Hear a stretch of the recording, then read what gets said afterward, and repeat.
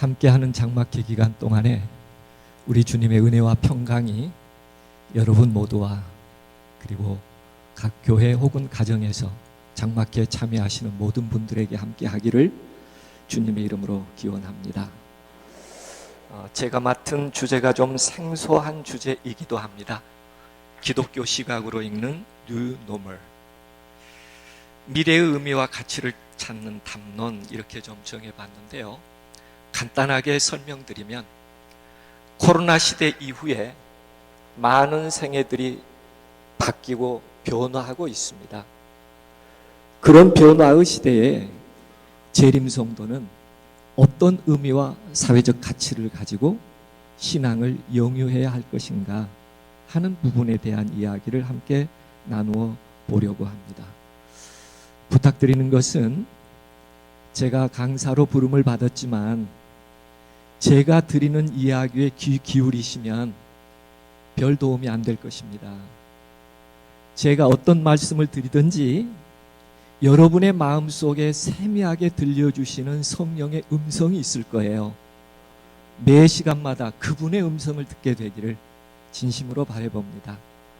그러면 그분이 우리를 위로할 것이며 그분이 우리를 용기 주실 것이며 그분이 우리가 어떠한 삶을 살아가도록 인도하시는지 분명히 보이며 또 순종하는 마음으로 행복함과 함께 재림을 기다리게 될 것이라고 생각합니다. 주제가 내 백성을 위로하라 하는 말씀입니다. 우리 장막 회장님께서 초청의 글 가운데도 소개해 준 것처럼 우리는 정말 위로가 필요한 사람들입니다. 이번 장막회에 위로를 주실 줄로 믿으시나요? 그래서 이곳에 오시게 하신 줄로 믿으시나요? 우리만 위로받을까요? 아니면 하나님의 위로가 어떻게 오는지도 모르며 이 세상을 살아가는 사람들에게라도 우리가 위로하는 사람들이 되도록 해야 할까요?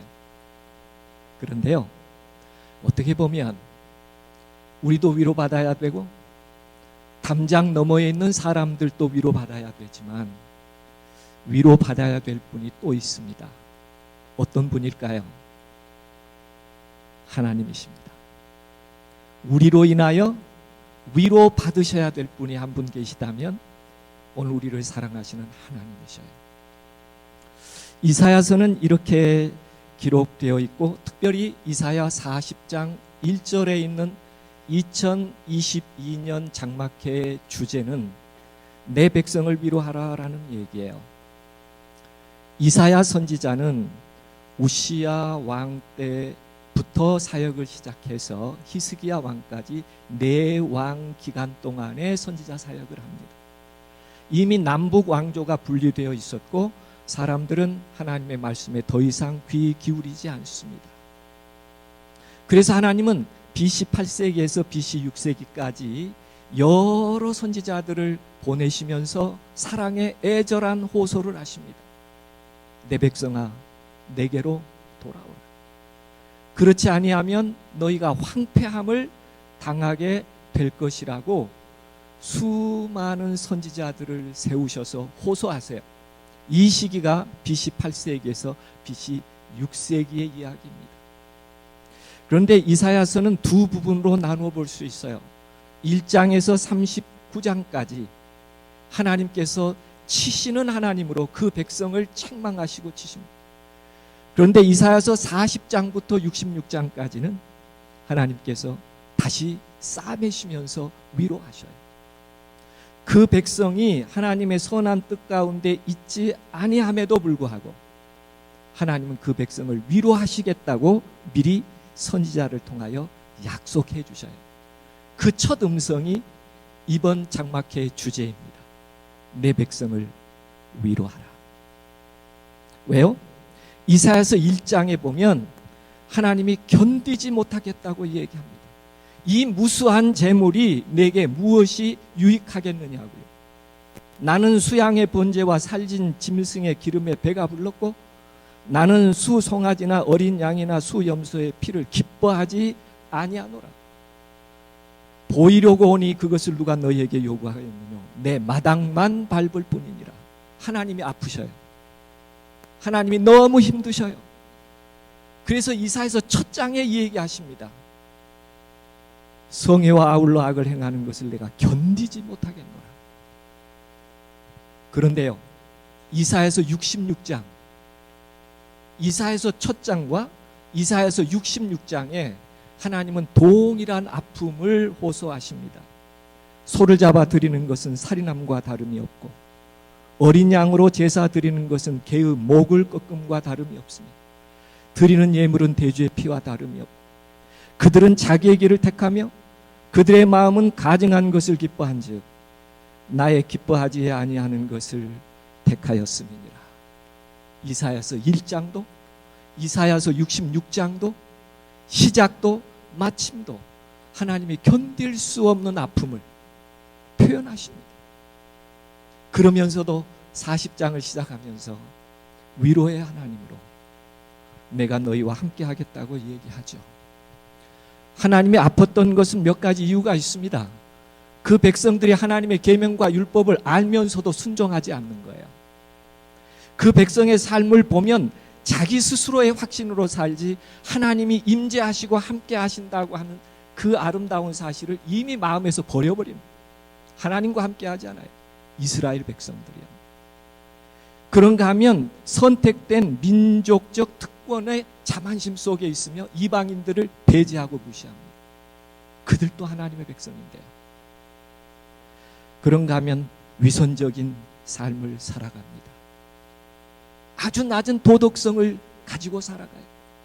압제하고 빼앗고 자기 특권을 누리려고 셈하고. 그들의 삶을 보면 세속의 삶이에요. 하나님을 믿는 백성들이 거의 자기 우상 속에 살아가고 있는 현실을 보면서 하나님은 정말 아픔을 간직하셨어요. 그러면서도 그런 대상을 위로하시겠다고 하십니다. 우리가 이 장막기 기간 동안에 이 내용을 중심으로 하나님이 우리로 하여금 어떻게 살아가기를 원하시는지 하나님께서 이사야를 부르시고 그에게 주신 말씀, 이렇게 살면 어떻겠니? 라는 말씀에 근거하여 오늘 저녁을 좀 명상해 보려고 합니다. 너희는 스스로 씻으며 스스로 깨끗게 하여 내 목전에서 너희 악업을 버리며 악행을 그치고 너희 마음을 깨끗하게 하라는 것입니다. 너희 영혼을 성결하게 하라는 것입니다. 이사야는 그의 사역을 시작하면서 하나님을 바라보면서 그가 얼마나 부정한 사람인지 고백하기 시작합니다. 그리고 그 다음에 계속 말씀을 주십니다. 선행을 배우며 공의를 구하며 학대받은 자를 도와줘. 적어도 공의롭고 정의로운 삶이 하나님의 이상이라는 것을 말씀합니다. 그런가 하면 약한 자들에 대한 배려와 그들을 옹호하고 신원하며 보호해달라고 하는 부탁을 합니다. 학대받는 자를 도와주며 고아를 위하여 신원하며 과부를 위하여 변호하라 하셨느니라. 누구에게요? 이사야에게. 이번 짧은 시간들이지만 이 세 주제들입니다. 성결, 공의, 자비에 대한. 왜 하나님께서 그 수 없는 양과 소들을 거절하시면서 그분이 정말 바라는 이상이 무엇인지 이사야를 통하여 말씀하신가? 하나님이 그 백성들의 모습에서 보이지 않는 거예요. 오늘 우리가 교과에서 공부한 것처럼. 기독교의 시작은 순간적 경험으로부터 시작합니다. 그리스도를 마음속에 영접함으로 하나님의 거룩함에 내 자신을 구별함으로 그리스도인이 시작이 돼요. 그리고 그리스도께서 우리의 이름을 호명할 때까지 우리 그리스도인들은 시간 속에서 성숙한 그리스도인으로 그리스도에게까지 자라나는 삶을 살아가는 것이 기독교인의 신학적 입장이요 삶이라고 얘기할 수 있어요. 오늘 이사야에서는 그런 삶 가운데 있는 하나님의 백성들에게 두 가지 생각을 다시 한번 정리해 보라고 얘기합니다. 그게 착한 행실이에요. 자기 스스로 돌보지 못하는 사람들을 돌아보라는 것입니다. 약자들을 생각하라는 것입니다. 그리고 너희가 생애하는 동안에 잘못된 일을 바로잡는 정의라고 하는 것은 같은 이라는 뜻입니다. 기울지 않은 누구에게라도 공정한 삶을 살아가라고 얘기하고 계신 것이죠. 저는 4번의 시간이지만 내 백성을 위로하라고 하는 주체에 대한 생각, 먼저는 우리 자신입니다. 그리고 2번째는 위로가 무엇인지도 모르고 세상을 살아가는 사람들이에요. 그리고 3번째는 우리의 아픔을 아시지만 위로받으셔야 될 또 한 분을 위하여 어떻게 우리가 위로해 드릴 수 있는지를 고민하고 그런 삶을 결정해감으로 하나님께 기쁨이 되는 그 주제로 좀 한정합니다. 그리고 또 하나의 제안은 내용 가운데 내 백성을 위로하라는 많은 주제들이 있겠고 많은 과정들이 있겠지만 짧은 시간이기 때문에 제가 함께 좀 나누려고 하는 것은 질병사회와 삶을 바꾸어가고 있는 이 시대에 하나님의 기대로 있는 기독교의 사회와 그리스도인의 사회적 관계를 어떻게 가져야 할 것인가, 그게 왜 하나님께 기쁨이 되는가 하는 부분을 제한해서 말씀을 좀 다루려고 합니다. 괜찮겠죠? 아마 그 외에 다른 주제들은 또 훌륭하신 목사님들과 또 연구자들에 의해서 함께 나눌 수 있으리라고 생각합니다. 우리는 2020년 이후에 역사상 가장 위험한 시대에 살고 있다고 해도 과언이 아닙니다. 모든 것이 멈춰버린 시대이죠. 특별히 3살 이하의 아이들은 전혀 다른 세상을 삽니다. 자유로움이 없잖아요. 무조건 나가지 말라고 그럽니다. 말하지 말라고 합니다. 친구들하고 놀지 말라고 합니다. 자꾸 손 씻으라고 합니다. 지금이요, 1살부터 3살 아이들이요, 세상을 부정한 것으로부터 배워가는 이 세대가 앞으로 성장했을 때 이 사회는 어떤 모습일까? 한 번쯤 저희가 고민하면서 이 세상을 향하여 재림 성도로서 해야 될 사명, 삶의 아름다움은 어디에 있어야 할 것인지를 한 번 더 생각해 보게 되죠. 이 코로나19라고 하는 것은 사실은 이전에 사스나 메르스도 다 코로나 바이러스에 의하여 감염됐습니다. 그러나 몇 가지 특성이 있었죠. 무증상 감염이라고 하는 것이었습니다. 전파력이 아주 강하고 빨랐고요. 돌연변이의 구조와 속도가 빨라서 치료제 개발이 어렵습니다. 사망자 수가 폭발적으로 증가하고요. 사회를 현저하게 변화시켰습니다. 그래서 코로나라고 하는 시대가 신앙인들에게 주는 의미는 무엇일까? 세상은 상당히 많이 바뀌었습니다. 교육 시스템이 바뀌었어요. 그런가 하면 소비도 바뀌었습니다. 그런가 하면 문화도 바뀌었습니다. 심지어 종교인들에게 예배라고 하는 것도 상당히 많은 이해를 다시 해야 되는 과정에 있게 됐습니다. 우리는 코로나가 오기 전까지는 예배에 대한 생각을 이렇게 했습니다. 7째 날 정한 시간에 내 교회라는 정한 장소에 가서 잘 준비된 순서에 참여하고 오면 예배 드렸다고 생각했어요. 여러분 그러지 않으셨나요? 정해진 시간에 정해진 장소에서 준비된 말씀을 듣고 오면 예배 드렸다고 생각했어요. 그런데 코로나가 그 예배를 금지했을 때 우리는 예배에 대한 생각을 다시 갖게 됐습니다. 여러분 어떻게 예배 드리시나요? 하나님께 예배 드린다는 의미가 무엇인가요?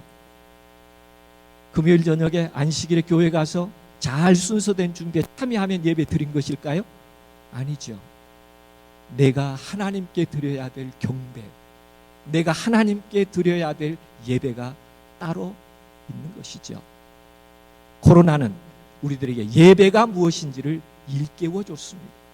이렇게 많은 것들을 변화시켰어요. 그런데 이 코로나라는 게 사실은 이게 스파이크라고 하는 그 뾰족뾰족 난 뿔 같은 것이 단백질인데요. 이게 돌연변이를 통해서 바뀌는데 코로나 바이러스는 짐승들에게 감염됐던 바이러스였어요. 그런데 이게 사람하고 접합력이 생겨서 사람에게 감염되게 된 것이죠. 이번에 코로나19는 ACE2라고 하는 효소가 인간의 인체와 결합력이 생겨서 병을 일으켰어요. 이게 어디에 많이 있는가? 폐 모세혈관에 많이 있었어요. 바이러스는 세포에 숙주세포를 삼아서 들어가서 분열해서 방출하면 모세포는 죽습니다. 그래서 갑자기 숨을 쉬지 못하고 폐가 망가져서 죽게 된 것이 코로나 바이러스예요. 그런데요, 이 바이러스의 증상 가운데 보면 경증 코로나 환자의 64%가 후각이나 미각에 문제가 생겼다. 대구에서 확진자가 3,191명일 때 15%가 후각이나 미각에 문제를 가졌다라고 얘기해요. 여기서 제가 좀 함께 생각해 보려고 하는 것은 질병입니다. 그런데 질병으로 맞췄는가 하는 문제예요. 이 바이러스에 대한 포비아, 두려움을 예상하고 많은 작가들은 여기에 대한 글도 쓰고 영화를 제작하는데 그 중에 하나가 Perfect Sense라고 하는 거예요. 이 내용에 보면 바이러스가 인간에게 왔을 때 인간의 삶에 어떤 일들이 일어나는가를 정리하고 있는데요. 첫 번째는 후각이 사라집니다. 오디오 좀 올려주시면 감사하겠습니다.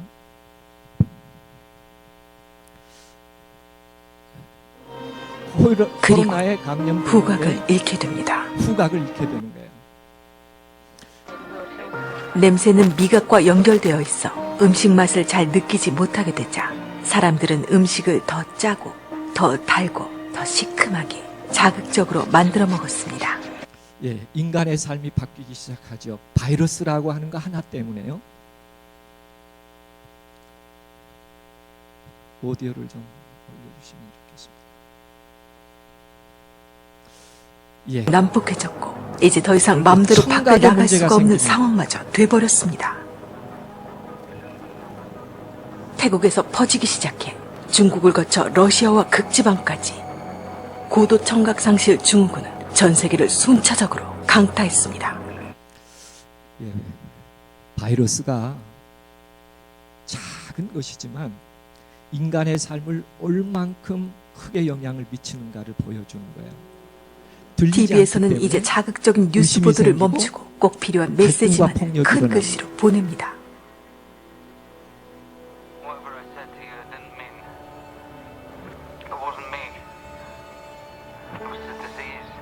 그렇습니다. 인간의 존엄이 사라지는 거야. 사회보호와 인간의 존중이라는 두 개념이 충돌하게 될 때 한 인간이 인간으로서의 존엄함을 인정받지 못하는 세상으로 가게 됐다는 것을 얘기합니다. 뭘 얘기하냐면 바이러스가 말하려고 하는 것은 질병이 아니라 우리 사회를 파괴할 수 있고 인간의 관계를 파괴할 수 있는 사회 현상이라고 하는 것을 우리들에게 기억하게 합니다. 참 무서운 것이죠. 그래서 많은 사람들은 역사 속에서 세계적인 전염병이 유행했을 때 인간의 삶에는 어떤 현상들이 일어났나 하는 것들을 조사해 봤습니다. 그랬더니 뚜렷한 세 가지가 있었어요. 그것은 뭐냐면 예전에 유럽에서도 그랬고 늘 미래가 불확실해질 때마다 인간은 안전을 추구했습니다. 그게 자연스럽게 저축률의 증가로 나타났어요. 1870년대에 영국이 홍역으로 휩쓸었을 때도 저축률은 2배로 늘었다고 합니다. 1920년에 스페인 독감이 세상을 혼돈스럽게 했을 때도 미국의 저축률은 올라갑니다. 그렇습니다. 불안하기 때문에 그렇죠. 그러면 전염병이 종식하면 소비 활동이 다시 회복될 것인가? 그러지 않았다고 얘기합니다. 왜요? 안전이 중요했기 때문에요. 인간의 삶을 위축시켰습니다. 두 번째는요, 코로나가 이렇게 휩쓸게 될 때에 나타나는 현상 가운데 기술 혁신과 빈번한 이동이라고 하는 사회 현상이 일어났습니다. 왜냐하면 전염병이 창궐하고 많은 사람이 세상을 떠나며 전염 지역을 피해야 했기 때문에 이주라는 현상이 일어났습니다. 그러므로 전염병으로 주변이 초토화되면서 이역만리 새로운 삶을 찾아서 떠나게 됩니다. 이렇게 떠나게 되는 것으로 끝나지 않고 일해야 될 사람들이 함께하지 못하기 때문에 그 공백, 그 간격을 메꾸기 위하여 인간은 또 어떤 노력을 했어요? 문명의 발달이라고 하는 것을 가져왔어요. 그래서 스페인 독감 후에 예전에 제가 군대에 있을 때 교환원 있었습니다. 통신대에 전화가 오면 선으로. 그런데 그게 다 없어졌어요. 왜요? 고용할 사람이 없거든요. 결국 문명의 발달로 전염병은 인간의 삶을 발전시키는 것으로 이어졌어요. 그런데 세 번째, 역사 속에 전염병이 대유행을 하고 난 다음에 인간은 어떻게 바뀌는가? 세 번째는 민중봉기, 정치 질서에 대한 불만들이 생겨나면서 많은 사람들은 이대로 살 수 없다는 분노의 표출이 시민사회에 일어나게 됩니다. 1830년대 프랑스 파리의 콜레라가 아주 유행한 인구의 3%가 갑자기 세상을 떠나게 됩니다. 사회는 극심하게 혼란 가운데 빠지게 되죠. 6월에 민중봉기가 일어납니다. 그러나 실패로 끝나지요. 이때 프랑스 대문호 빅토르 위고가 쓴 레미제라블은 이때를 배경으로 빵 하나 훔쳐 먹었는데 10수년 감옥에 갇혀야 되는 불공정함, 그 억울함, 그래서 사회에 큰 혼란이 일어났다. 질병은 인간을 분노하게 했다. 여러분도 좀 그런 걸 느끼셨을 거예요. 답답하셨을 거예요. IMF가 조사를 해봤습니다. 5차례 전염병에 대한 133개국의 사례를 분석을 해봤더니 전염병이 대유행한 다음에는 반드시 사회 불안이 급격하게 늘어나게 되더라. 지금 제가 여러분에게 말씀드리려고 한 것은 사회적 위협을 말씀드리려고 한 게 아니고, 예수님께서 마태복음 24장에 이런 난리와 소문과 질병과 기근과 이런 재난이 있을 때 하나님의 백성들은 어떻게 살아야 할 것인가에 대하여 다시 한번 정리하기 위한 일을 한번 다시, 전염시대라고 하는 변화의 시대 앞에 재림성도의 신앙은 어디에 있어야 하며 무엇을 해야 되는지를 이해하기 위한 것입니다. 초기에 병원 종사자 중에 3명 중에 1명이 사회 낙인을 경험했다. 그래서 처음에 코로나 블루라는 우울증이 증가했습니다. 그 다음에 온 게 코로나 레드라고 하는 분노요, 답답하고요, 건들면 폭발할 것 같은 그런 답답함을 간직했어요. 그리고 2년이라는 시간이 지나면서 코로나 블랙이라고 하는 자꾸 절망이 되는 거예요. 물론 사업을 하지 못하신 분들도 많이 있지만 똑같이 아픔을 간직하는 것이죠.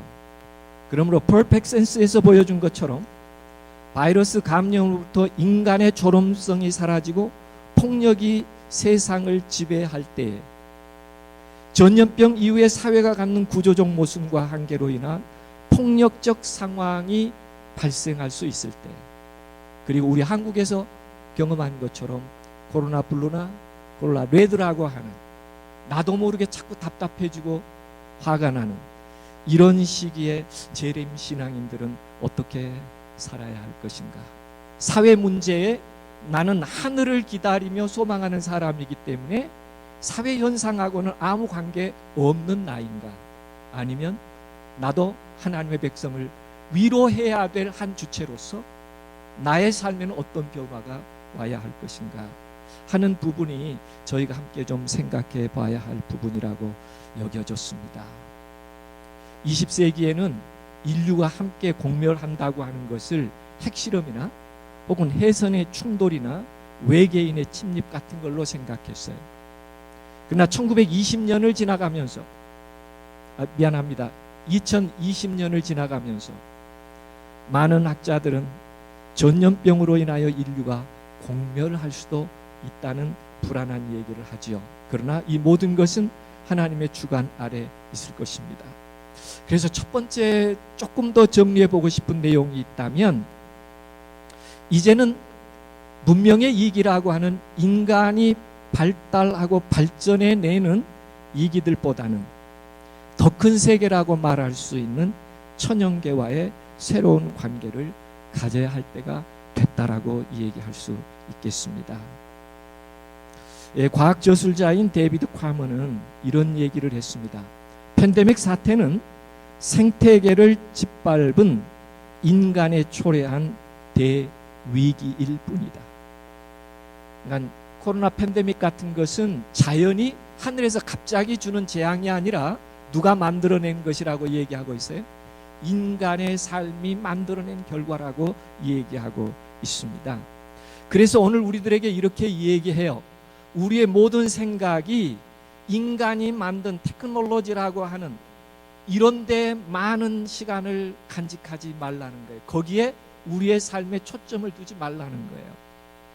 그 결과는 우리 스스로를 공멸하게 하는 위기를 가져온다. 아마 우리 중에도 상당히 저를 포함해서 하루에 많은 시간 스마트폰에 매달릴 것입니다. 우리의 시각이 점점 문명의 이익이라고 하는 것에 머문다는 거예요. 어디에 향하지 못하고요. 하나님의 세계인 넓고 광활한 하나님의 섭리 속에 있지 못하고 자꾸 우리의 삶 속에 다가온 문명 앞에 우리의 생각이 좁아지고 고착되는 점을 주의하라고 얘기하고 있습니다. 숲을 보는 것이 아니라 숲을 보면 제목만 생각하는 거예요. 어떻게 하면 돈을 벌까? 이렇게 생각하는 인간의 심성을 떠나라는 거예요. 왜냐하면 천연계라는 자연은 목재만 주는 것이 아니라 우리의 생명과 아주 밀접한 관계가 있는 것을 잊지 말라고 이야기합니다. 그게 우리로 하여금 이 시기에 어느 방향으로 변화되어 갈까라고 하는 것을 우리들에게 소개해 주고 있죠. 아마 한 번쯤은 이 글을 다 읽으셨을 거예요. 비비안 라이츠라고 하는 디 아시아 N의 편집장입니다. 자연은 인간에게 소리쳤다 그래요. 그리고 코로나라고 하는 것을 태어나게 했어요. 나는 당신들을 벌 주기 위해 태어난 것이 아닙니다. 나는 당신들을 깨우기 위해 태어났습니다. 코로나는 우리를 질병이라는 재앙을 주기 위해서 태어난 것이 아니라 우리 인간의 잘못된 삶을 뭐하기 위해서 나타났다는 거야. 일깨워주기 위해. 그래서 이렇게 말합니다. 당신들은 여전히 지구의 외침을 듣지 않았습니다. 빙하가 녹아내려도 그 심각한 경고에도 혹독한 가뭄과 지구가 얼마나 심각한 부정적 영향을 받는지 들으려고 하지 않았습니다. 전쟁은 끊이지 않고 욕심은 멈추지 않고 무수한 증오도 매일 수많은 생명이 죽어가도 그저 당신들은 당신들의 삶만 살아갈 뿐이었다고 경고합니다. 지구가 보여주는 수많은 징후에 관심을 갖기보다는 자신이 아이폰을 갖는 것이 더 중요했습니다. 우리의 삶을 다시 보라는 것입니다. 세계를 잠시 멈추게 했더니 코로나로 사회적 거리두기를 하고 이동을 제한했더니 중국과 인도의 하늘이 깨끗해지고 공기의 질이 달라졌습니다. 베니스의 물이 깨끗해지고 돌고래들이 다시 보이기 시작했습니다. 질병이라는 대유행은 우리가 살아가고 있는 경로에서 이게 맞는지, 이게 정말 하나님의 이상대로 살아가고 있는지, 아니면 하나님의 그 아름다운 많은 세계들을 다시 살펴보라고 하는 권고라고 학자들은 이렇게 정리해서, 또 혹은 많은 문학가들은 그런 내용들을 우리들에게 전달해 주고 있습니다. 더 이상 물질적인 데 매달리지 말아주세요. 그리고 이제 이웃 사랑하기를 시작해 보세요. 그 안에 모든 생물을 보살펴 주세요. 마지막으로 조물주를 생각하세요. 방향을 바꿔보라는 것입니다. 이 질병의 시기에 말이죠. 전염병은 본시 인간의 이용과 편의를 위한 환경 파괴가 놀랄만한 속도로 가속화되면서 야생동물의 서식지가 빠르게 축소되면서 갈 곳을 잃은 야생동물들과 인간이 접촉하게 되는 경우가 빈번해지고, 인간이 잘못된 습관으로 인해서 바이러스가 인간에게 전파될 가능성은 점점 더 빨라지고 혹독해지고 있다고 얘기하고 있습니다. 그리고 전 지구가 일일 생활권에 들면서 이것은 더 이상 피할 수 없는 문제가 됐다. 예전에 1700년대, 1800년대 세계적인 대유행을 했을 때라도 그때는 전파 속도가 적어도 2년에서 20년 걸렸습니다. 그런데 지금은 일주일 안에 온 세계에 전파력이 생겨나죠. 제가 오늘 오후에 검토해 봤습니다. 실시간으로요. 지금 5억 7천만 명이 바이러스에 걸렸고요. 이번 바이러스 코로나19로 인하여 사망한 사람이 640만이 넘어요. 아픔 아닙니까? 그래서 우리들에게 다시 한번 우리의 삶을 되돌아보면서 잠시 멈추게 했더니 하늘이 맑아졌어요. 대기 오염이 깨끗해졌어요.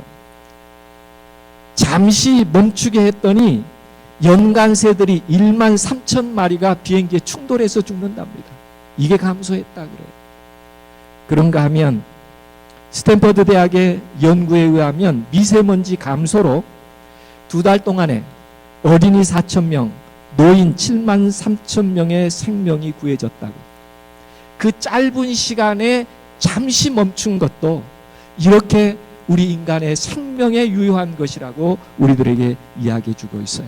그래서 우리 시각을 한번 점검해 볼 필요가 있어요. 아름다운 자연을 보면 여러분은 어떤 감탄을 하십니까? 아름다운 자연을 보시면 너무 아름다우면 와, 너무 아름답다. 그런데요, 어떤 사람은 이렇게 아름다운 자연을 보면요, 보는 순간 계산돼요. 야, 이거 돈 되겠다. 아름다운 자연으로 자연이 보이지 않는 거예요. 돈으로 보이는 거예요. 그런가 하면 어떤 사람은 자연을 보면 그 마음으로 하나님을 찬양합니다. 그 섭리의 아름다움을 찬양합니다. 어떤 사람은 동물을 보면 그 동물의 모양과 그 생태가 너무나 신비하니까 감탄합니다. 와, 어떡해. 그런데 어떤 사람은 이런 가오리를 보면 야, 저거 사시미 뜨면 맛있겠다 이렇게 보인다는 거예요.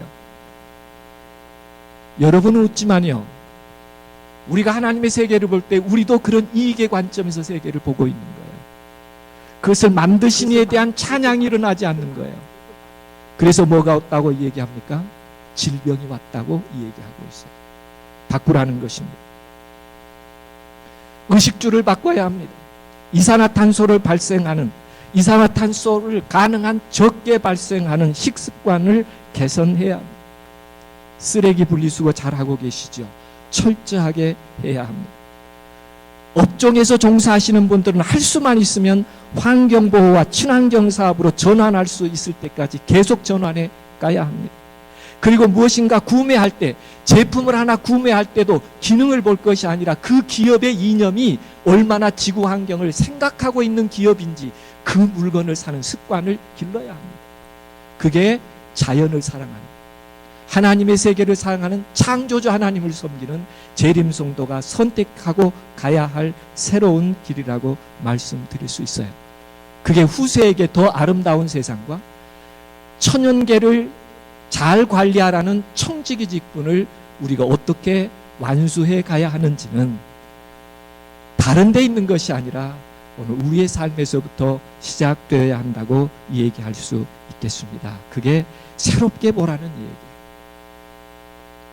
그 다음에 우리는 이 사회가 어디로 가는지 그 방향을 생각하면서 자꾸 인간의 이기와 욕망의 사회로 갈 것이 아니라 하나님의 세계의 진정한 회복이 어떻게 올 수 있는지 그 방향으로 우리의 삶을 결심하고 정리해 가야 된다고 얘기하고 있습니다.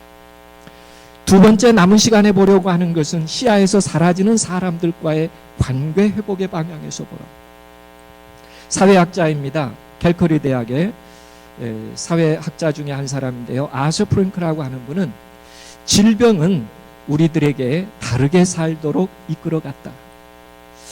제가 좀 부족하지만 여수 요양병원에 있을 때 열심히 생애하다가 몸이 안 좋아서 병원에 가서 암 판정을 받으면 대부분의 판정 받는 날 툭 한마디 내뱉는 말 중에 가장 많이 하는 말이 내가 이럴 줄 알았어. 그 말을 많이 한답니다. 그러니까 이미 내가 뭘 걸릴 생활을 하고 있는 거예요? 질병 걸릴 생활을 하고 있으면서도 그 경로를 바꾸지 않았다는 거예요.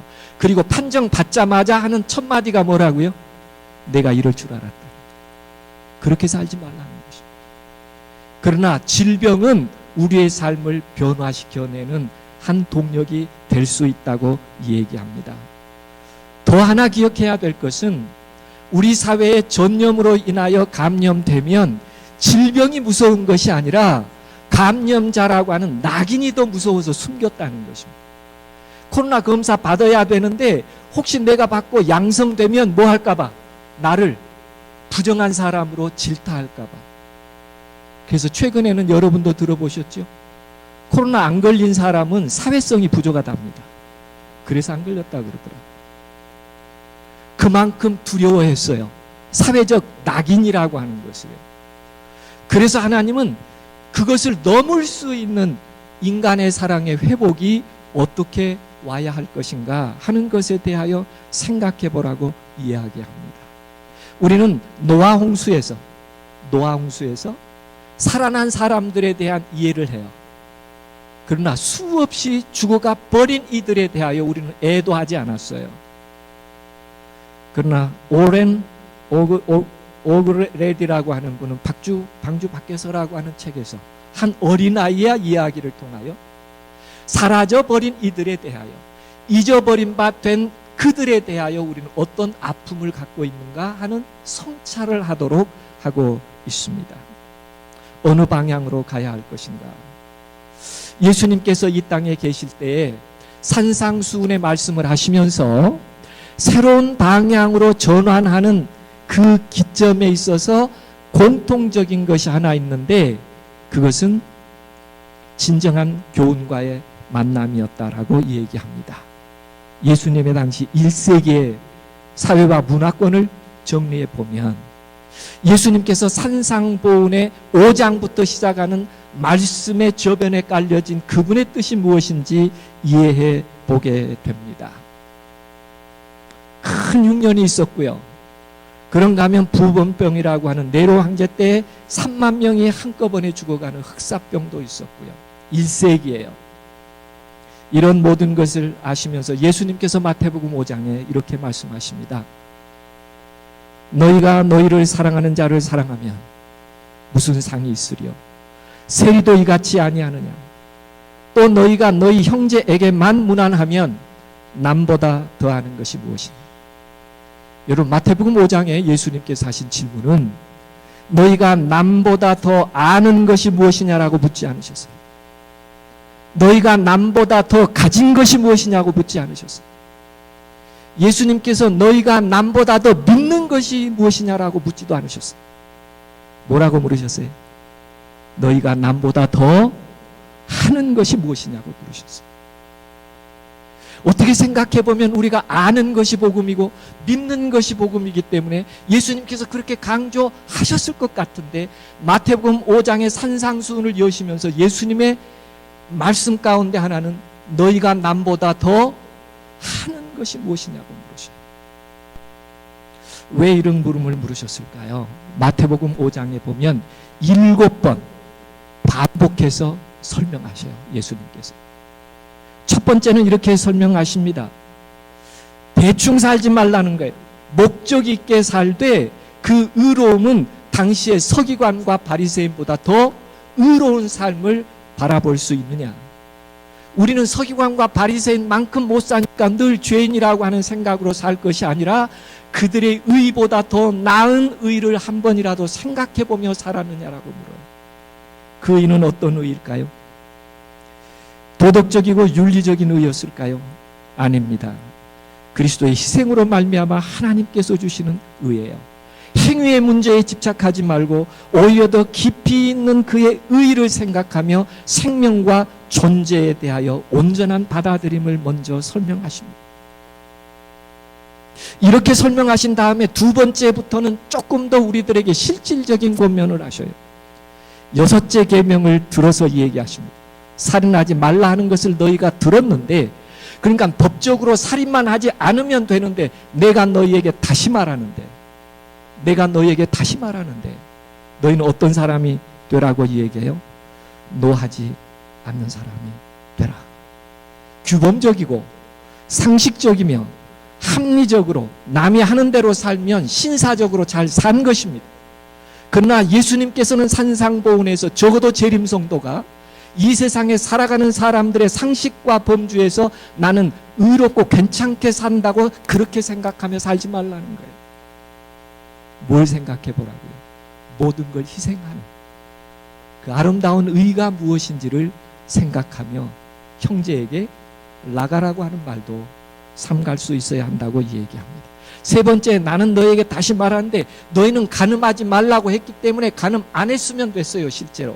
그러니까 나는 늘 의롭다고 생각했습니다. 거기에 예수님께서 7번째 간음하지 말라는 계명 가운데 다시 한번 상기시킵니다. 거기에만 머물지 말라는 것입니다. 그보다 훨씬 더 아름다운 순수함을 사랑할 수 있어야 한다고 얘기합니다. 그러므로 욕망에 의하여 세상을 살아가는 사람이 아니라 허락되지 않는 욕정을 시행하지 말고 누군가의 약자의 아픔을 기억하면서 헤아려 살도록 얘기하고 있습니다. 중요한 말씀을 하셔요. 다시 한번 얘기하십니다. 4번째요. 8번째 도둑질하지 말라는 말씀을 가지고 얘기합니다. 그런데 여기 설명은 어떻게 하냐면 아내를 버리거든 이혼 증서를 줄 것이라 하면 법적으로 이혼할 수 있었어요. 오벌백, 빵을 굽다가 태웠어요. 이혼 사유로 할 수 있었어요. 오벌솔티, 국을 끓였는데 소금을 넣었어요. 그걸 깜빡 잊고 또 넣어서 짰어요. 그게 법정으로 가서 이혼 사유가 됐습니다. 내가 누가 싫으면요? 아내가 싫으면요. 그러니까 누구든지 아내를 버리려거든 뭐만 주면 되는 거예요. 장로에 가서 내가 이렇게 해서 이혼해야 된다고 사인 받으면 이혼할 수 있었어요. 뭘 의미합니까? 도적질하는 거예요. 마음과 악을 법이라는 빌미를 통하여 투사해내면서 인격을 도둑질하고 명예를 도둑질할 수 있다는 거예요. 실수를 감싸거나 사랑을 이어가는 것이 아니라 그들은 이기적 욕망을 통하여 남의 명예와 남의 가치를 자기 임의로 훔쳐내는 일들을 하지 말라고 예수님께서 얘기하십니다. 5번째는 이렇게 말씀하십니다. 헛맹세하지 말라. 거짓말하지 말라라고 하는 9번째 계명의 근거로 얘기합니다. 말과 행동이 일치하는 사람이 되라고 얘기하고 있죠. 이게 우리의 모든 사회적 관계에서 형성되고 있는 오늘 하루의 삶 속에서 일어날 수 있는 일이라고 얘기하면서 오히려 맹세보다 더 큰 사랑을 기억할 수 있겠느냐. 너희는 이렇게만 하면 된다고 이해했지만 나는 너희에게 다시 말하노니 그 삶 이상의 새로운 방향의 삶을 선택하라고 얘기해요. 이렇게 얘기합니다. 이에는 이, 눈에는 눈으로요. 10번째 계명입니다. 탐내지 말라는 계명과 같은 뜻에서 얘기해요. 왜 그럴까요? 내가 더 높은 사람인데 내가 더 낮은 사람인 내 아들 눈 상하게 하면 그 집 아들 눈 하나만 뺄까요? 다 뺄까요? 그렇게 하지 말라는 거예요. 이 법은 보호법입니다. 눈을 빠지기 싫거든 빼지 말며 하나를 잃었거든 네가 힘이 있다고 약자들을 더 이상 폭력을 가하지 말라. 그게 이 법의 진정한 의미예요. 보호법입니다. 예수님께서 너희가 이렇게 법으로 정해서 그렇게 했다 이거예요.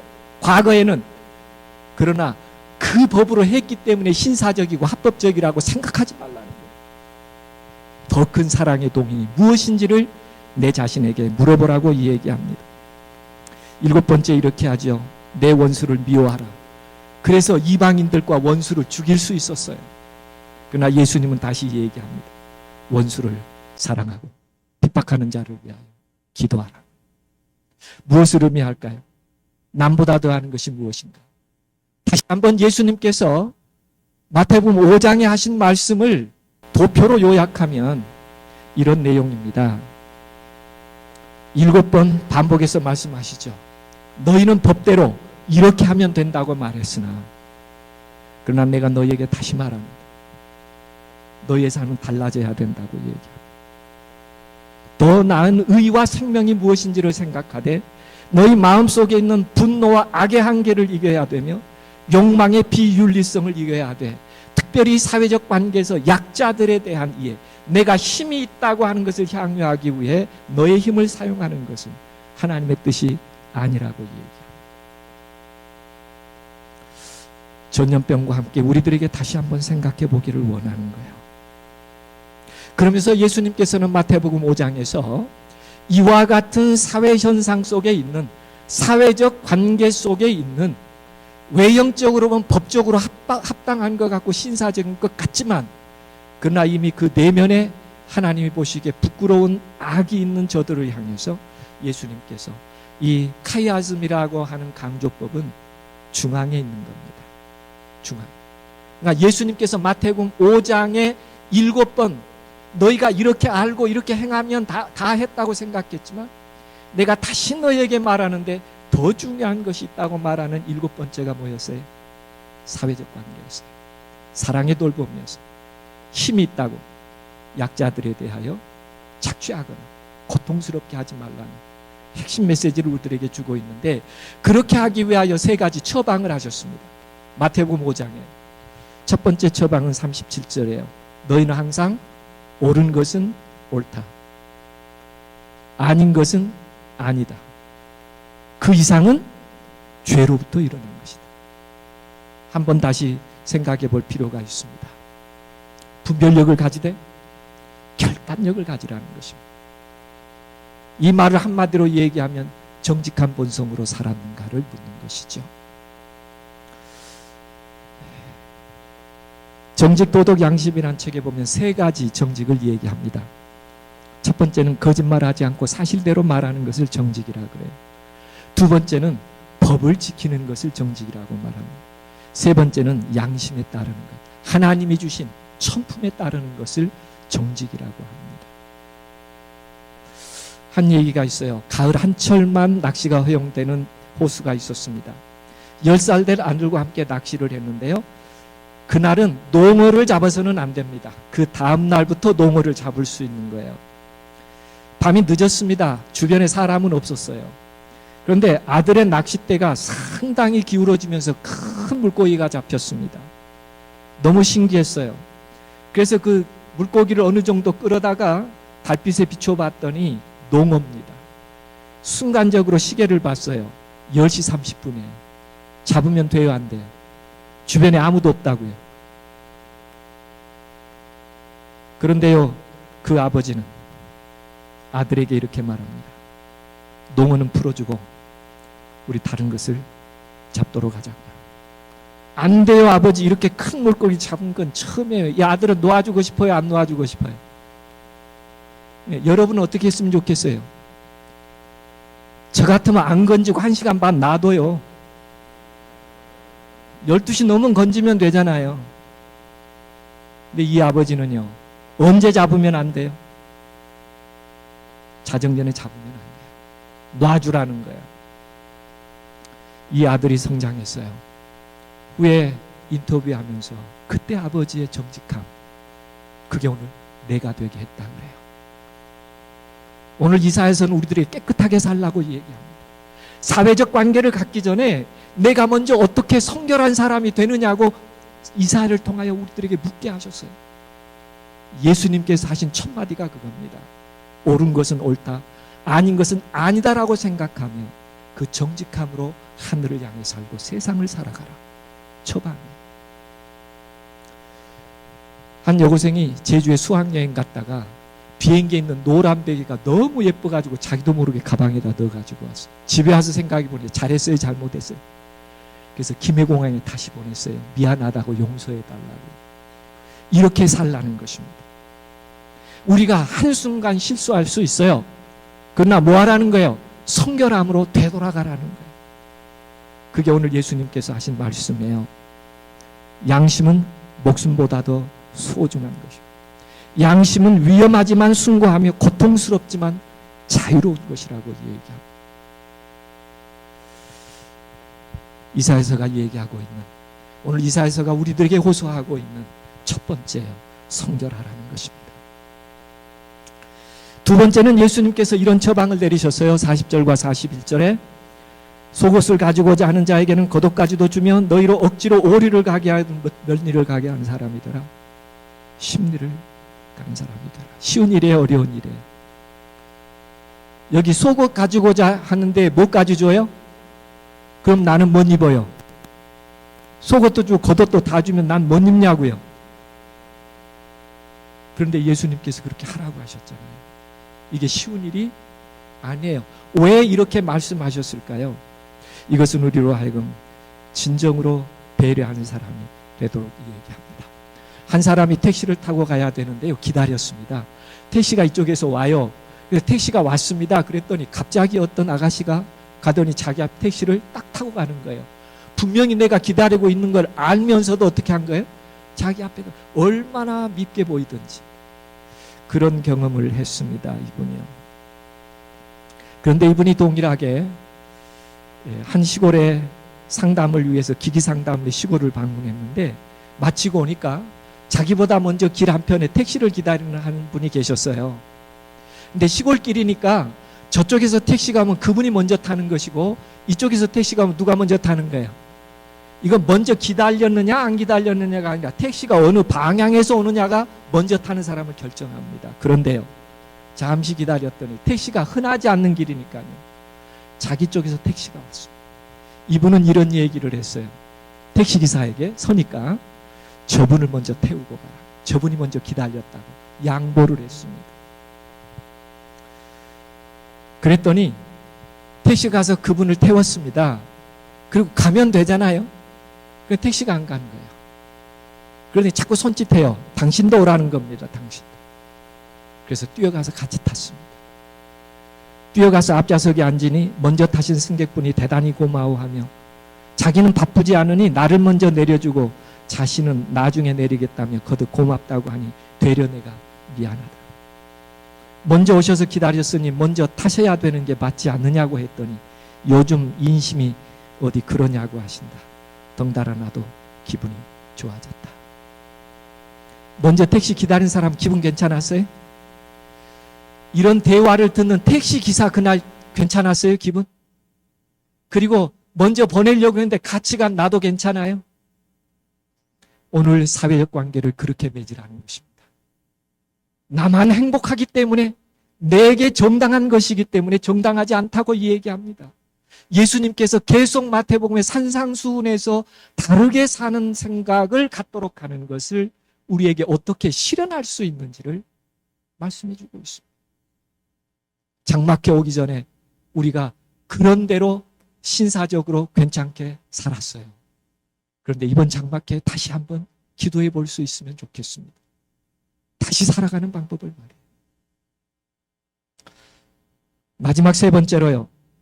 48절에 예수님께서 너희가 남보다 더하는 것이 무엇이냐라고 질문하시면서 하늘에 계신 너의 아버지의 온전하심과 같이 너희도 온전한 어떤 삶을 얘기할까요? 우리를 지으신 창조주의 이상대로 살아갈 수 있느냐? 그것을 한번 깊이 생각해 보라. 어떻게 사는 것이 창조주의 이상대로 사는 것인가? 교회 지남에 나왔던 얘기입니다. 두 사원이 비행기를 타기 위해서 분주히 공항터미널을 뛰고 있었습니다. 그런데 너무 바삐 뛰다가 사과가 진열된 가판대를 건드렸어요. 사과가 바닥에 이리저리 굴러다니는 것을 알면서도 비행기를 놓칠까봐 그냥 둘이 함께 가서 마치 비행기 시간에는 놓치지 않고 게이트 앞에 이르게 됐습니다. 그런데요, 한 사람의 마음이 영 가시질 않았어요.